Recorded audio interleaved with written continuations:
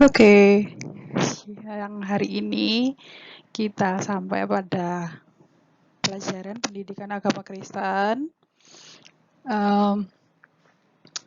Kalian sudah masuk usia SMA, kita akan belajar bersama bagaimana kita menjadi pribadi yang bertumbuh dan semakin berhikmat. Bacaan Alkitab yang akan mendukung pelajaran kita di bab 1 ini terdapat dalam Keluaran 2 ayat 1 sampai 10, Mazmur 31 ayat 15, Mazmur 37 ayat 23, Mazmur 139 ayat 13 sampai 16, Amsal 17 ayat 1, Lukas 2 ayat 41 sampai 52, 1 Korintus 3 ayat 1 sampai 9, Efesus 4 ayat 30 sampai 32, 1 Samuel 3 ayat 19 dan 1 Samuel 2 ayat 26. Oke. Di sini kita akan belajar bersama-sama tentang bagaimana Tuhan itu sangat memberkati dalam kehidupan kita di masa pertumbuhan kita. Bagaimana Tuhan berkarya dalam pertumbuhan kehidupan kita, bagaimana Tuhan berkarya dalam perkembangan daya pikir kita, dan seberapa penting hikmat itu bekerja dan berkarya dalam kehidupan kita sebagai bentuk dari karya Allah dari dalam kehidupan kita. Oke. Saat ini Ibu akan membawa kalian pada sebuah persepsi atau berpikir sebelum mengetahui tentang teori-teori yang ada. Kita bisa bayangkan gitu ya, saya mencoba membawa kalian kepada pemikiran yang tahukah kalian kapan atau pada detik keberapa, pada jam keberapa tulang kalian itu tumbuh gitu ya. Secara sains mungkin bisa diukur pertumbuhan rambut itu setelah 7 bulan gitu ya. Kalau orang-orang yang bekerja di salon mungkin itu bisa memperkirakan, oh rambut yang panjangnya sekian itu setelah 7 bulan potong rambut maka panjangnya sekian gitu ya. Atau tulang juga mungkin bisa diketahui ketika usia 3 tahun panjang tulang anak manusia itu berapa gitu ya, atau pada usia-usia tertentu panjang tulang manusia itu berapa gitu ya. Ya bisa diukur mungkin secara sains gitu.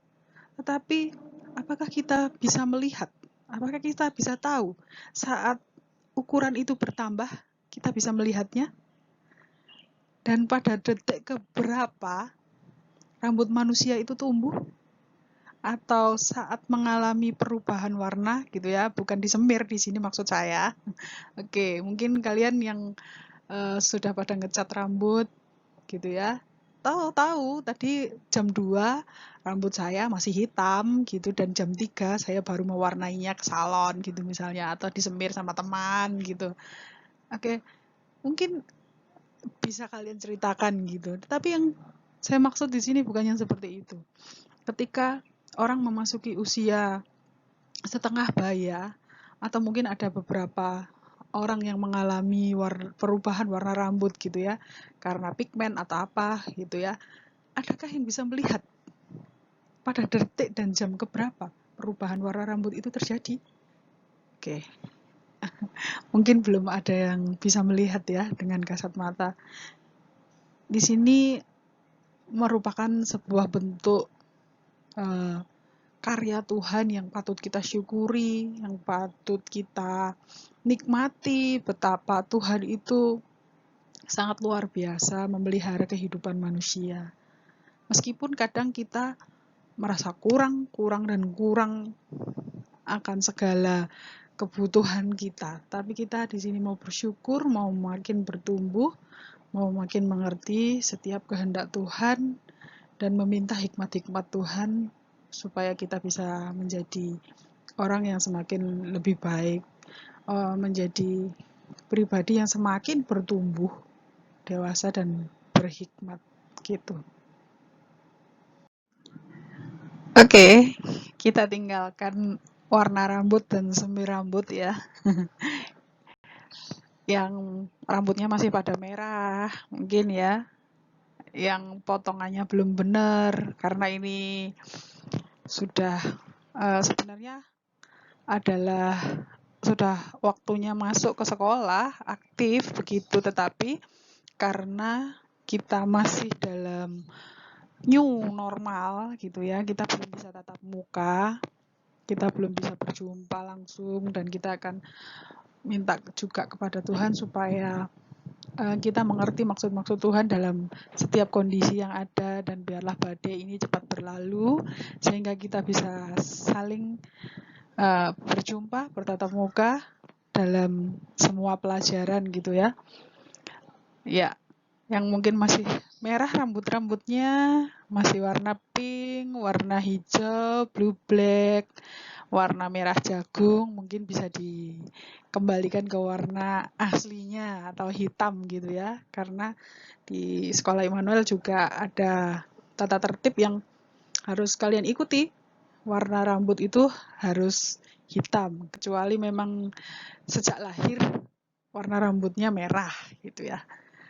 Nah, sekarang kita akan berdoa bersama-sama, mengucap syukur atas segala kemurahan Tuhan yang diberikan dalam kehidupan kita, khususnya kalian yang sudah memasuki usia SMA. Mengucap syukur atas segala pertumbuhan yang terjadi dalam kehidupan kami. Bersyukur atas pemeliharaan Tuhan dalam kehidupan hingga usia remaja, masih diberi kesempatan untuk menempuh pendidikan di tingkat SMA, karena masih banyak teman-teman lain yang tidak bisa sekolah karena berbagai kendala. Demikian ucapan syukur dan terima kasih kami Tuhan. Biarlah di tengah pandemi ini, hati kami, iman kami tetap percaya kepada Tuhan, dan kasih kami tetap boleh kami bagikan bagi orang-orang yang ada di sekeliling kami. Di dalam nama Yesus kami berdoa dan mengucap syukur. Haleluya. Amin. Saat ini kita akan ngelis gitu ya. Kita mau tahu karunia Allah dalam pertumbuhan fisik manusia yang sebenarnya patut dan harus gitu ya, wajib untuk kita syukuri. Oke, mungkin kalian bisa menengok sedikit, melihat badannya Bu Evi, juga melihat ke badan Bu Evi ini ya. Kebetulan Bu Evi itu ya termasuk obesitas gitu ya, karena kelebihan berat badan gitu. Kita patut mengucap syukur dengan itu semua, dan semuanya di dalamnya ada penyertaan Tuhan pasti. Kita masih diberi kesempatan untuk hidup, untuk memperbaiki hal-hal yang mungkin masih membuat kita belum menjadi pribadi yang bertumbuh dewasa, mungkin di dalam iman, di dalam pemikiran, atau hal-hal lain yang mungkin masih membawa dampak positif bagi sekeliling kita, baik lingkungan, teman-teman, atau apapun yang ada di sekitar kita yang Tuhan percayakan dekat dengan kita.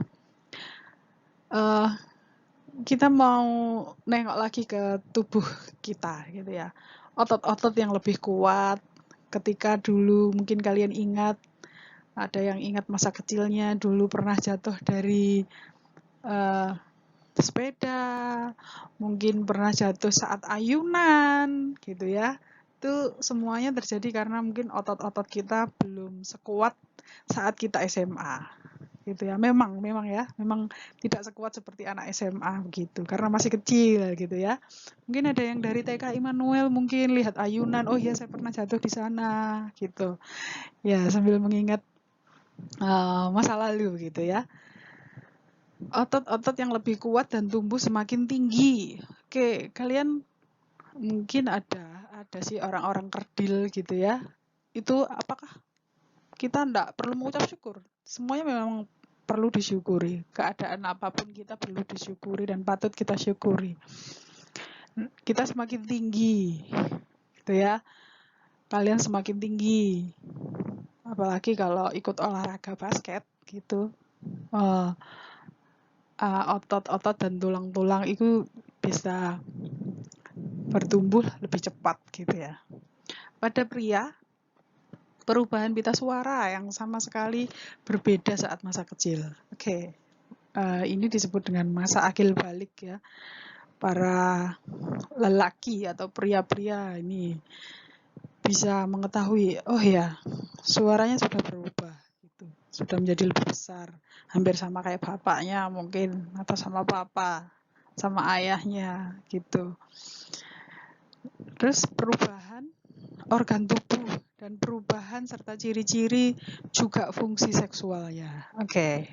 Di sini sekali lagi kita lihat judulnya, bertumbuh dan semakin berhikmat. Oke. Banyak orang-orang yang jatuh ke dalam dosa-dosa di masa muda karena mereka tahu akan perubahan-perubahan yang terjadi dalam ciri fisik yang mereka miliki, tetapi karena mereka tidak berhikmat, mereka tidak bertanggung jawab, akhirnya salah menggunakan, begitu ya. Oke, itu mungkin bisa kalian pahami sebagai seorang remaja, sebagai seorang yang berhikmat, sebagai seorang yang takut akan Tuhan. Marilah kita menggunakan seluruh anggota tubuh kita ini untuk hal-hal yang baik dan benar, sesuai pada aturan-aturan yang benar, gitu ya. Kalau mungkin para remaja itu alasannya sex education, gitu toh. Nah, sehingga banyak terjadi penyimpangan perilaku seks, gitu, pada kehidupan para remaja. Itu mereka adalah orang-orang yang tidak mengerti mana yang benar, mengerti mana yang patut dikerjakan dan tidak, begitu. Untuk mengalihkan dorongan-dorongan yang tidak sesuai pada fungsinya atau fungsi seksual, gitu ya, bisa dialihkan ke olahraga, membaca buku yang tentunya berbobot dan bermanfaat, gitu ya. Selanjutnya, asupan gizi yang membuat pencegahan pada sesuatu yang tidak menyenangkan, gitu. Sehingga membuat bau badan, lemak berlebih, dan jerawat. Karena perubahan hormon perlu perawatan agar tetap terlihat bersih, gitu ya. Oke, tidak menjadi masalah dan tidak menjadi persoalan sebenarnya kalau pada usia remaja itu tumbuh jerawat. Oke, ada satu kata yang Ibu Evi dapat dari seorang motivator, gitu ya, dulu yang waktu Bu Evi masih muda. Kalau ada jerawat di wajahmu, itu tandanya masih ada kehidupan, gitu. Jadi yang mungkin wajahnya berjerawat atau mengalami kekurangan-kekurangan yang lain yang mungkin dianggap manusia itu sebuah hal buruk, jangan terlalu bersedih, jangan terlalu membuat hal itu seperti jadi permasalahan yang sangat besar, gitu ya. Kalau memang tidak nyaman dengan ada jerawat di wajah, ya bisa beli anti akne atau sabun-sabun penghilang jerawat, begitu. Tidak perlu terlalu menjadikan itu persoalan yang membuat diri kita tidak bisa berkembang.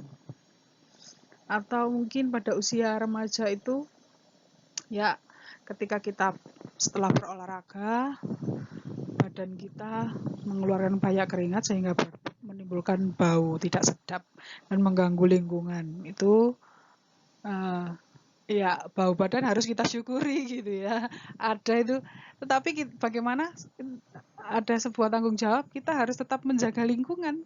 Bagaimana dimana kita berkumpul dengan teman-teman kita bisa nyaman.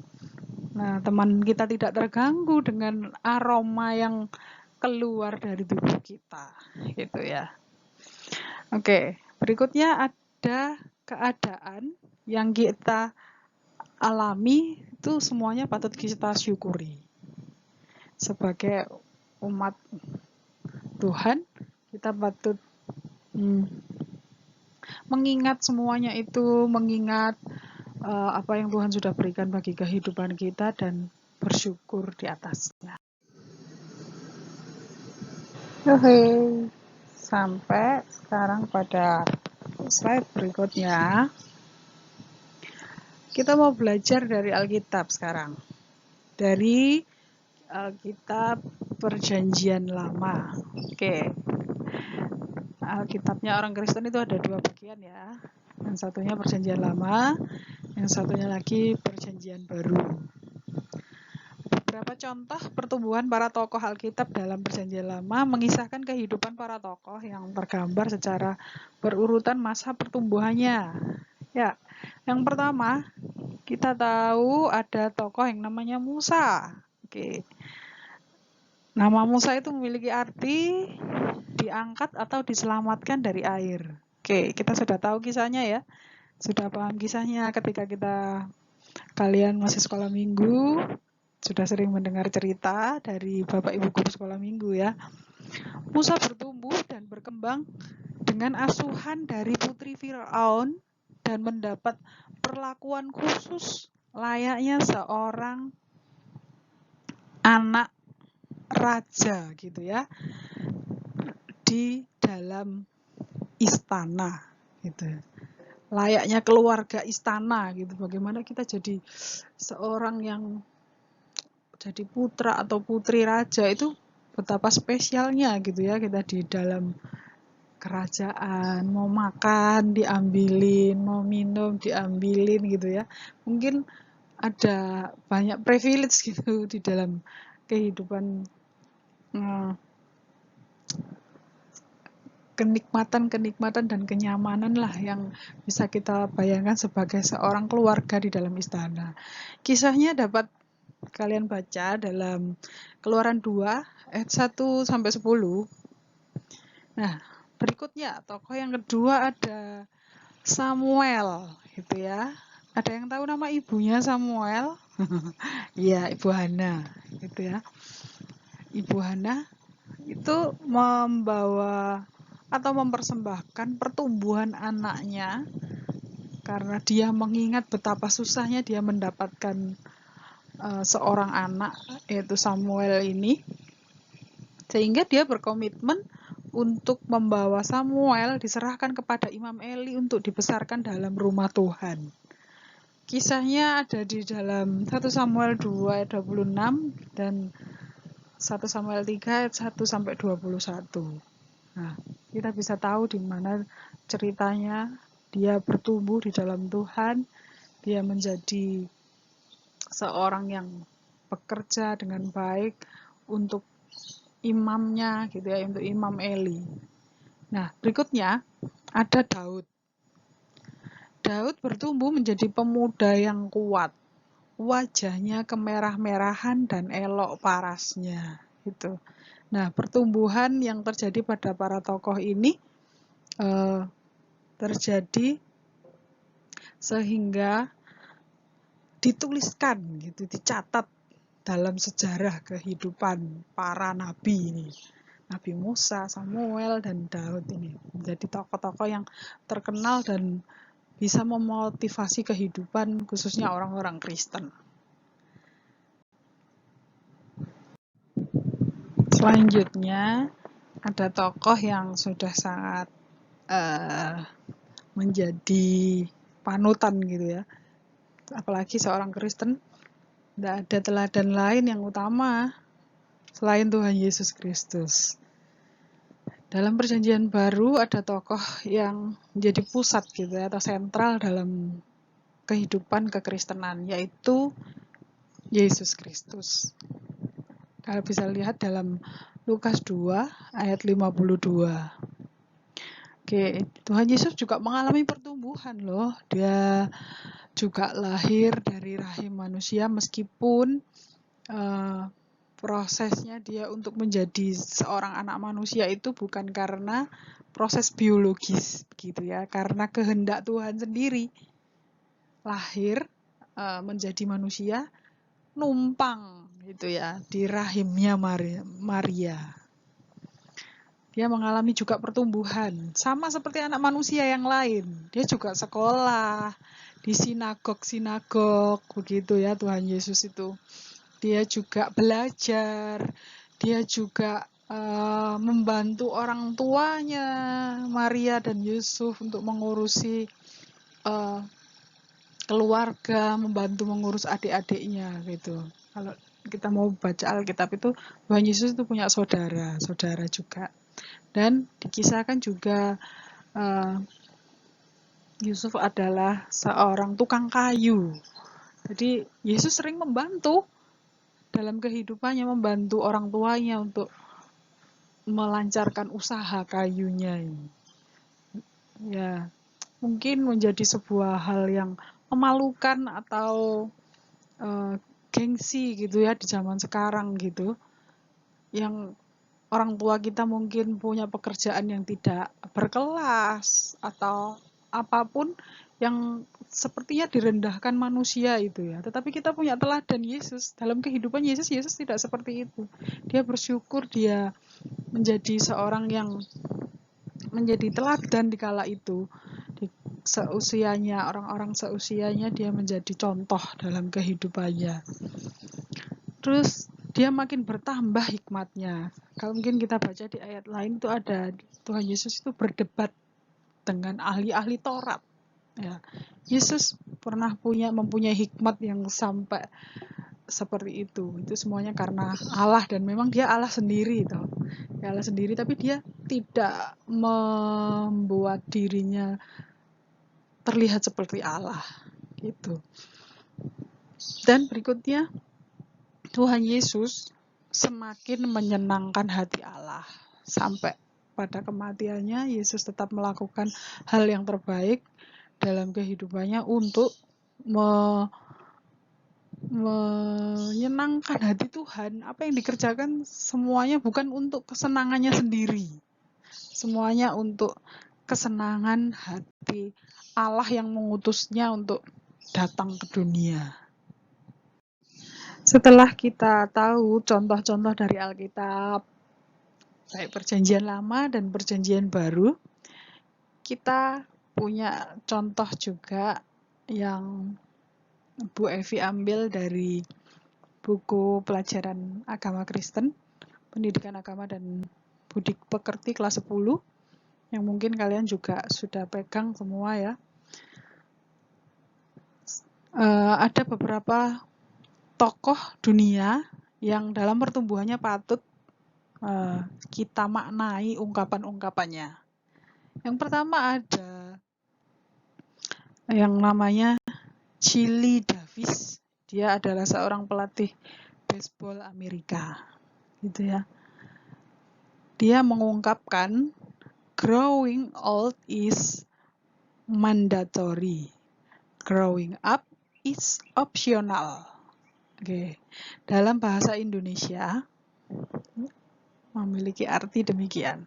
Bertambah umur sudah seharusnya terjadi. Namun, menjadi dewasa adalah pilihan. Maksudnya, setiap hari, minggu, bulan, dan tahun usia berjalan. Kita tidak mungkin menghentikannya sampai tiba waktunya. Ketika kita menutup mata dan meninggal dunia nanti, namun bertumbuh menjadi dewasa dalam pemikiran, sikap, dan perilaku adalah pilihan. Oke. Memilih untuk menjadi buruk, memilih untuk menjadi baik, sebenarnya itu adalah kebebasan yang ada dalam diri manusia. Bagaimana kita mengikuti hal-hal yang buruk atau mengikuti hal-hal yang baik, itu pilihan semuanya. Kita mau hidup dalam pergaulan bebas, kita mau hidup dalam jalan yang benar, kita mau beribadah kepada Tuhan, kita mau menuruti keinginan-keinginan kita secara duniawi, semuanya itu pilihan. Tuhan memberikan kita pilihan. Tetapi bagaimana kita bisa memilih dan hikmat Tuhan tetap ada dalam kehidupan kita supaya kita hidup di jalan yang benar, itu sebuah kewajiban dan tanggung jawab kita sebagai seorang remaja. Terus itu loh, Mbak Evi. Oke, selanjutnya tokoh dunia yang lain itu ada yang namanya Abraham Lincoln. Presiden Amerika Serikat yang terkenal itu pernah mengatakan, yang penting bukanlah tahun-tahun di dalam hidupmu, melainkan hidup yang kamu jalani di dalam tahun-tahun usiamu itu. Di sini kembali kita melihat bahwa bukan panjangnya usia atau sejauh mana umur kita sekarang, melainkan bagaimana kita mengisi usia kita yang mungkin kalian masih SMA. Saya sudah usia hampir 40. Bukan panjangnya usia itu yang kita mau ukur, tetapi bagaimana kualitas diri kita ketika kalian sudah SMA, saya sudah usia 40 tahun, kualitas diri kita tentu berbeda, apalagi di zaman sekarang. Media begitu banyak, kapasitas kita berpikir, kapasitas kita menyerap ilmu, pengetahuan, saya yakin lebih banyak kalian. Karena begitu mudahnya sekarang untuk mendapatkan ilmu dan pengetahuan melalui media. Beda dengan di zamannya Bu Evi, semuanya hanya didapat dari buku, dari guru, dan untuk membeli buku saja susah gitu ya. Tapi kalau saat ini semua kemudahan ada. Nah, itu yang dimaksud dengan kapasitas kehidupan. Untuk hari ini kita belajarnya sampai di sini.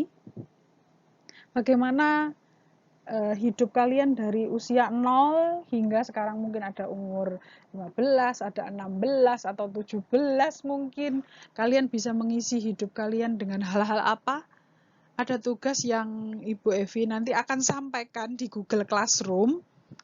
Ya, kalian bisa mengumpulkan gitu ya, mengumpulkan foto-foto atau kenangan-kenangan apa yang kalian alami dari usia 0 sampai saat ini kalian masuk di SMA. Atau mungkin punya cerita-cerita yang menyenangkan, yang menyedihkan, kalian kumpulkan dalam sebuah video begitu, boleh pakai aplikasi apapun. Ya, nanti kalian kumpulkan di Google Classroom atau mungkin boleh kalian buat dulu di YouTube dan kirim linknya di Google Classroom supaya tidak terlalu lama begitu ya. Sehingga nanti Bu Evi bisa melihat, oh ini kisah hidupnya Yehezkiel mungkin ya. Saya ingat ada nama Yehezkiel, kalau nggak salah dia kelas IIS. Ada yang namanya Pascal dan yang lainnya, itu nama-nama yang Bu Evi ingat. Ada lagi yang lain, mungkin mohon maaf Bu Evi belum hafal dan kita tidak bisa berjumpa secara langsung, hanya lihat kalian waktu MPLS saja. Nah, kalian bisa buat melalui video itu, ya. Mungkin bisa pakai yang sekarang lagi tren, lagi TikTok gitu ya. Mungkin kalian tunjukkan foto-foto kalian, disitulah kalian di usia 4 tahun, di usia 5 tahun, atau apa sajalah gitu ya. Kalian kumpulkan itu sebagai sebuah bentuk apa ya, kaleidoskop gitu ya. Kisah kehidupan kalian yang mungkin sangat menyenangkan atau bahkan menyedihkan gitu ya. Tapi sampai saat ini buktinya Tuhan masih menyertai kalian. Sampai di sini dulu perjumpaan kita di pelajaran agama. Pertemuan pertama ya ini ya. Saya harap kalian sudah mengenal saya dengan ya mungkin cari tahu saya, mungkin lihat Instagram saya gitu ya. Instagram saya itu Evi Pie Pie gitu ya. Kenapa Evi Pie Pie? Nama saya sebenarnya yang asli itu Evi Dwi Ningrum, tapi orang-orang di dekat saya karena orang Jawa gitu ya, nggak bisa bilang V, akhirnya panggilnya Epi, Epi, Epi gitu. Nah, mungkin mau tahu banyak tentang saya ada di sana. Sekian dulu pelajaran kita hari ini. Terima kasih, Tuhan Yesus memberkati. God bless you all.